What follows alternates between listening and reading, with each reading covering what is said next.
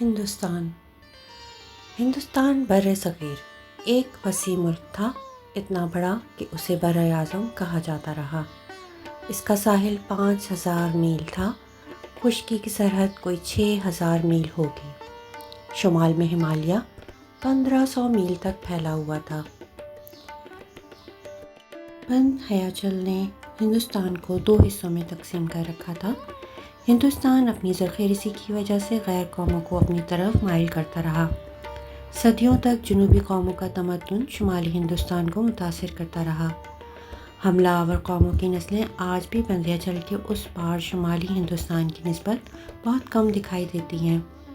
مختلف قوموں کے آنے سے ہندوستان میں مختلف تمدنوں کا ایک مجموعہ تیار ہو گیا۔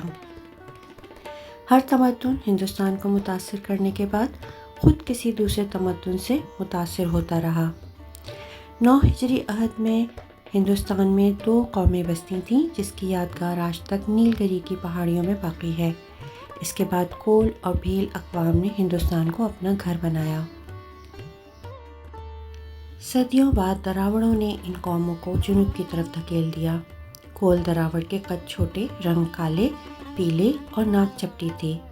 دراوڑ ابتدا میں شمالی ہندوستان میں آباد ہوئے، لیکن آریاؤں نے ان کے ساتھ وہی سلوک کیا جو دراوڑ کولوں اور بھیلوں سے کر چکے تھے۔ آریاؤں نے دراوڑوں کو شمالی ہندوستان سے نکال دیا۔ وہ جنوبی ہندوستان چلے گئے۔ آج جنوبی ہندوستان میں دراوڑوں کی اکثریت ہے۔ ان کی زبانیں ہندی آریائی زبانوں سے مختلف ہیں۔ شمالی ہندوستان میں دراوڑ شہری تمدن کے مدارج تک پہنچ چکے تھے۔ ان کا تمدن سومیری تمدن سے ملتا جلتا تھا۔ ہڑپا اور موہنجو دڑو کی کھدائیوں نے ان کے تمدن کی عظمت کو ہمارے سامنے دکھا دیا ہے۔ ان شہروں کا تمدن صدیوں کی آغوش میں پلا ہوگا۔ مصر، عراق اور ایران کی تہذیبوں کے پہلو بہ پہلو دراوڑی تہذیب بھی اپنی قدامت اور عظمت کی داستان کھنڈرات کی شکل میں دکھائی دیتی ہے۔ موہنجو دڑو اور ہڑپا آریاؤں کے آنے سے صدیوں پہلے شہرت حاصل کر چکے تھے۔ سندھ اور پنجاب کا تمدن مصر اور عراق کے ہم عصر تمدن سے کسی طرح پیچھے نہیں تھا۔ ان شہروں کے لوگ سوتی کپڑا بننا جانتے تھے۔ گھروں میں غسل خانے تھے۔ شہریوں کے مکان بہت بلند اور صاف ہوتے تھے۔ ان کا مذہب مصریوں اور سومیریوں سے ملتا جلتا تھا۔ آریہ تقریباً 1500 قبل مسیح یعنی حضرت عیسیٰ علیہ السلام سے 1500 سال پہلے شمالی ہند کی راہ سے ہندوستان میں داخل ہوئے۔ سوم رس پینے والے، جو ایک قسم کی شراب تھی جس کے پینے سے آنکھیں چمکدار ہو جاتی تھیں، آریہ وسط ایشیا سے ہندوستان میں پیدل ننگے پاؤں چل کر آئے۔ گورا رنگ، ستواں ناک، دراز قد، جو وسط ایشیا سے ہندوستان کی زرخیزی دیکھ کر وارد ہوئے۔ گھوڑے کا گوشت کھانے والے اور گھوڑی کا دودھ پینے والے آریہ جفا کش، دلیر اور بہادر قوم تھے۔ قدیم ہند یعنی برصغیر کی تاریخ سے معلوم ہوتا ہے کہ برصغیر کے قدیم باشندے چھوٹے قد کے اور سیاہی مائل رنگت کے تھے۔ وسطی ایشیا سے آریہ اور راجپوت قبائل ان پہ حملہ آور ہوئے اور ان کے مقابلے میں فتح سے ہمکنار ہوئے۔ اس کے بعد انہوں نے تمام مقامی باشندوں کو مذہبی جبر و تشدد کے ذریعے اپنے مذہب کو اپنانے پر مجبور کیا اور اس کے ساتھ ہی ذات پات کا نظام رائج کیا۔ آریاؤں کی آمد کے ساتھ ساتھ یا ان سے پہلے شمالی مشرقی ہندوستان، برما، بنگال، آسام کے دروں سے منگولی قومیں بھی ہندوستان میں داخل ہوتی رہیں۔ آریہ شمال مغربی ہندوستان کی راہ سے داخل ہوئے۔ شمالی ہندوستان میں وہ صدیوں تک دراوڑوں سے لڑنے کے بعد پنجاب پر قابض ہوئے۔ پنجاب سے وہ گنگا کی وادی میں پہنچے، جہاں آریاؤں کی سیاست اور تہذیب اپنے عروج پر پہنچی۔ مگدھ میں ایک عظیم الشان آریہ سلطنت کی بنیاد پڑی۔ مگدھ کی سلطنت کے زمانے میں گوتم بدھ کا ظہور ہوا۔ گوتم بدھ ہمالیائی ریاست کپل وستو میں پیدا ہوئے۔ بدھ نے اپنے زمانے کی تمام مجلسی برائیوں کے خلاف بغاوت کی۔ اس کا مذہب عوام کی زبان میں صرف عوام کے لیے تھا۔ گوتم بدھ کی تعلیمات میں سے ایک بات میٹرک 1965 کی تاریخ میں لکھی ایک بات یاد ہے: دنیا دکھوں کا گھر ہے، دکھ خواہشات سے پیدا ہوتے ہیں۔ ایران کے بادشاہ نے سندھ اور پنجاب کے کچھ علاقوں پہ قبضہ کر لیا۔ سکندر نے بھی 336 قبل مسیح میں ہندوستان کا رخ کیا۔ پورس نے اس کا مقابلہ کیا۔ سکندر دلی چھوڑ کے یونانی فوجیں جہلم اور بیاس کے کناروں سے واپس چلے گیا۔ پاٹلی پترا فتح کرنے کی ہوس لے کے سکندر کو واپس جانا پڑا۔ یونانی تہذیب نے شمالی ہندوستان کو متاثر کیا۔ سکندر کے جانے کے بعد پنجاب سے چندرگپت موریہ اٹھا۔ اس کے وزیر چانکیہ کی ارتھ شاستر نظم و نسق حکومت پر غالباً پہلی کتاب ہے۔ موریہ خاندان کے شہنشاہ اشوک کا عہد حکومت رفاعیاب کے کاموں سے بھرا پڑا ہے۔ موریہ سلطنت کی تباہی کے بعد 500 سال تک ہندوستان میں کوئی مرکزی حکومت دکھائی نہیں دیتی۔ اس زمان میں ساکا اویوجی قوموں نے ہندوستان پر دھاوا بولا۔ ساکا قوم کا سب سے مشہور بادشاہ کنشک تھا۔ اسی زمانے میں بدھ مت اور برہمن مت میں کشمکش ہوئی۔ پران بھی اسی زمانے کی یادگار ہے۔ چوتھی صدی عیسوی میں گپت سلطنت قائم ہوئی۔ اب پاٹلی پترا کی جگہ اجین کو ہندوستان کی مرکزیت حاصل ہوئی۔ یہ زمانہ برہمن مت کے انتہائی عروج کا زمانہ ہے۔ بکرماجیت اسی خاندان کا ایک حکمران تھا۔ گپت خاندان کے عہد حکومت میں ہندوستانی علوم و فنون اور صنعت و حرفت نے خوب ترقی کری۔ ہندوستان اور روم میں تجارتی تعلقات قائم ہوئے۔ جنوبی ہندوستان کے لوگوں نے جاوا اور سماٹرا میں اپنی 9 آبادیاں قائم کیں۔ گپت خاندان کے زوال کے بعد ہندوستان پھر بیرونی حملہ آوروں کا شکار ہوا۔ اب کے سفید ہن قوم نے شمالی ہندوستان کو تخت و تاراج کیا، ٹیکسلا کو تباہ و برباد کیا۔ یہ مہاراجہ اشوک کی سلطنت تھی۔ آج بھی کھنڈرات موجود ہیں۔ جاٹ اور گوجر اسی قوم کے مشہور قبائل تھے۔ مہر کل ہن قوم کا مشہور بادشاہ تھا۔ وہ ہاتھیوں کو پہاڑوں سے گرا کر ان کے مرنے کا تماشا کرتا اور خوش ہوتا۔ 7ویں صدی میں ہرش وردھن نے ہندوستان کو متحد کرنے کی کوشش کی۔ اس کے نظم و نسق کو ہیمن سونگ ہم تک پہنچاتا ہے۔ ہرش وردھن اگرچہ بدھ مت کا پیروکار تھا، لیکن اس کے عہد میں شمالی ہندوستان میں برہمن مت نے زور پکڑ لیا تھا۔ لگ بھگ 600 عیسوی ہرش وردھن کی موت کے بعد ہندوستان کی مرکزیت ختم ہو گئی۔ اسلام اس وقت عرب کے صحراؤں میں پھل پھول رہا تھا۔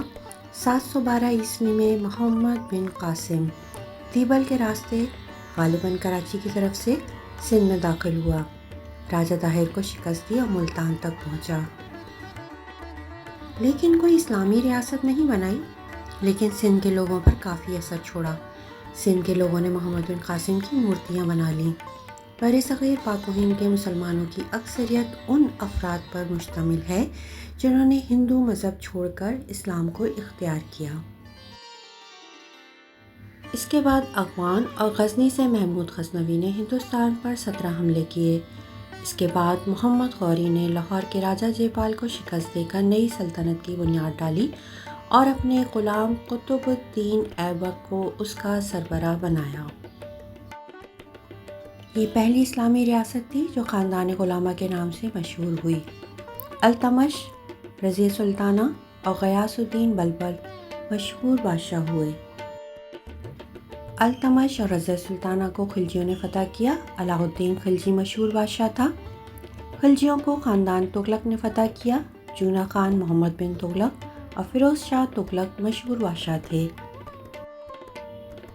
جونہ خان محمد بن تغلق کے زمانے میں مشہور سیاح ابن بطوطہ ہندوستان آیا اور بہت معلومات اپنے سفر نامے میں لکھی۔ فیروز تغلق اور غیاث الدین تغلق مشہور بادشاہ تھے۔ محمود شاہ تغلق کمزور بادشاہ تھا۔ امیر تیمور کے حملے نے تغلق خاندان کے وقت کو خاک میں ملا دیا۔ دہلی کو تیمور لنگ نے تہس نہس کیا اور دہلی میں خون کی ندیاں بہا دیں، کھوپڑیوں کے مینار بنائے۔ امیر تیمور نے کوئی مستقل حکومت نہیں بنائی، لوٹ مار کر کے چلا گیا، اور خضر خان نے خاندان سادات کی بنیاد ڈالی۔ سید خاندان کی کمزوری دیکھ کر بہلول لودھی نے دلی پر قبضہ کیا اور لودھی خاندان کی بنیاد ڈالی۔ سکندر لودھی اس خاندان کا مشہور بادشاہ تھا۔ سکندر لودھی نے آگرہ شہر آباد کیا اور آگرہ کو دارالحکومت بنایا۔ سکندر لودھی کے بعد ایک کمزور حکمراں ابراہیم لودھی بادشاہ بنا، جس کو بابر نے پانی پت کے میدان میں شکست دے کر مغلیہ سلطنت کی بنیاد ڈالی۔ بابر وسط ایشیا کی ریاست فرغانہ کے امیر عمر شیخ مرزا کا بیٹا تھا۔ والد کی وفات کے وقت بابر کی عمر 12 سال تھی۔ بھائیوں اور چچا کی مخالفت کی وجہ سے فرغانہ کو چھوڑ کر در بدر پھرتا رہا۔ پتھریلے پہاڑوں پہ ننگے پاؤں چلتے ہوئے اس کے پاؤں اتنے سخت ہو گئے کہ کانٹا چبھنے کا احساس بھی نہیں ہوتا تھا۔ جنگلوں میں گھومتے ہوئے اس نے مختلف قبائل جمع کر کے 12,000 فوج اکٹھا کی اور کابل پر قبضہ کیا۔ ہندوستان کی زرخیزی اور دولت دیکھ کر اس نے 12,000 فوج سے ہندوستان پر حملہ کر دیا۔ 1526 عیسوی میں پانی پت کے میدان میں ابراہیم لودھی کی 1,00,000 فوج کو شکست دی اور مغلیہ سلطنت کی بنیاد رکھی۔ رانا سانگا کو شکست دی اور اپنی سلطنت کو مضبوط کیا۔ بابر اتنا جفاکش تھا کہ 2 آدمیوں کو اٹھا کر قلعے کی دیوار پر دوڑ لگاتا تھا۔ بابر بڑا مردم شناس تھا۔ ایک بار بابر نے تمام حکومتی امراء کو دعوت دی۔ دعوت میں شیر شاہ سوری بھی امراء میں شامل تھا۔ شیر شاہ سوری نے بابر کے سامنے پڑا گوشت کا ٹکڑا اپنے خنجر سے کاٹ کر کھایا۔ دعوت ختم ہونے پر بابر نے اپنے ولی عہد ہمایوں کو تنبیہ کی کہ اس شخص شیر شاہ سوری سے بچ کے رہنا۔ پھر ہمایوں کو شیر شاہ سوری نے شکست دی۔ ہمایوں ایران بھاگ گیا۔ جب شیر شاہ سوری کے جانشین کمزور ہوئے تو ایرانی بادشاہ کی مدد سے دوبارہ سوری حکمران حملہ آور ہوئے اور شکست دے کر بادشاہ بنا، لیکن 5 سال کے بعد طبعی موت مر گیا۔ ہمایوں کے بیٹے اکبر کی عمر 12 سال تھی۔ اس کے استاد بیرم خان نے جلال الدین اکبر کے نام سے اکبر کو تخت پہ بٹھایا اور خود اس کا سرپرست بن گیا۔ اکبر نے 50 سال حکومت کری۔ دین الہی کے نام سے ایک نیا دین جاری کیا۔ ہندو عورتوں سے شادی کی۔ جہانگیر ایک ہندو عورت کے بدن سے پیدا ہوا۔ اکبر کے بعد جہانگیر تخت پر بیٹھا۔ تزک جہانگیری میں زنجیر عدل کا ذکر ملتا ہے۔ اس کے بعد شاہ جہاں بادشاہ بنا۔ شاہ جہاں کو عمارتیں بنانے کا شوق تھا۔ اس کو انجینئر بادشاہ بھی کہتے ہیں۔ تاج محل، شالیمار باغ اور ٹھٹہ کی مسجد شاہ جہاں قابل ذکر ہیں۔ شاہ جہاں بیمار ہوا تو اس نے بڑے بیٹے دارالشکوہ کو ولی عہد بنایا۔ اورنگزیب عالمگیر دکن میں مرہٹوں سے لڑ رہا تھا۔ اس کو پتہ چلا تو تخت نشینی کی جنگ چھڑی، جس میں اورنگزیب فتح یاب ہوا۔ شاہ جہاں کو قید کر کے بھائیوں کو شکست دی اور تخت پر بیٹھ گیا۔ اس نے بھی 50 سال حکومت کری۔ لاہور کی بادشاہی مسجد اورنگزیب عالمگیر نے بنائی۔ اس کی وفات کے بعد جانشین کمزور ہوتے گئے۔ تیمور اور مغل خون میں ملاوٹ کی وجہ سے سست ہو گئے۔ جس نے محمد شاہ رنگیلا جیسے بادشاہ پیدا کیے، نادر شاہ نے بھی دلی پر حملہ کیا اور خوب دولت لوٹی۔ مشہور کوہ نور ہیرا اور تخت طاؤس بھی ساتھ لے گیا۔ ہندوستان جس کی دولت کے سرمائے سکندر کے زمانے سے یورپ جا رہے تھے۔ واسکو ڈی گاما ایک عرب ملح کی مدد سے راس امید جنوبی افریقہ کا چکر کاٹتا ہوا ہندوستان کے ساحلی مقام کالی کٹ پر پہنچا۔ ہندوستان کے لوگوں نے اپنی روایتی مہمان نوازی کے پیش نظر اس نو وارد کا استقبال کیا۔ کالی کٹ کے راجا کو کیا خبر تھی کہ بدھو کے افسانوی اشتر کی طرح پرتگیز بھی اسے خیمے سے باہر نکالنے کی فکر میں ہے۔ پرتگیزیوں نے کالی کٹ میں ایک فیکٹری قائم کری۔ 3 سال بعد کالی کٹ کے سینے پر ایک پرتگیزی قلعہ نظر آیا۔ تھوڑی مدت بعد پرتگیزی علم گوا کی دیواروں پر لہرایا۔ کالی کٹ کے مہمانوں نے زمان کے شاہی محلات کو نظر آتش کرنے سے گریز نہیں کیا۔ میزبان کی خدمت میں مہمان کا ہدیہ تشکر۔ پرتگیزی آخر اس ملک کے ساحل پر پہنچ گئے۔ انگریز بھی تجارت کی غرض سے ہندوستان آئے۔ مغل بادشاہ جہانگیر کو کچھ تحفے تحائف دیے اور ہاتھ پاؤں جوڑ کے تجارت کی اجازت مانگی۔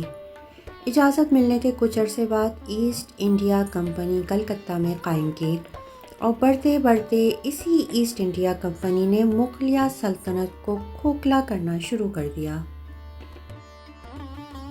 بالآخر 1858 کی جنگ آزادی میں مغلیہ سلطنت کے آخری چشم و چراغ بہادر شاہ ظفر کو جلا وطن کر کے رنگون بھیج دیا گیا۔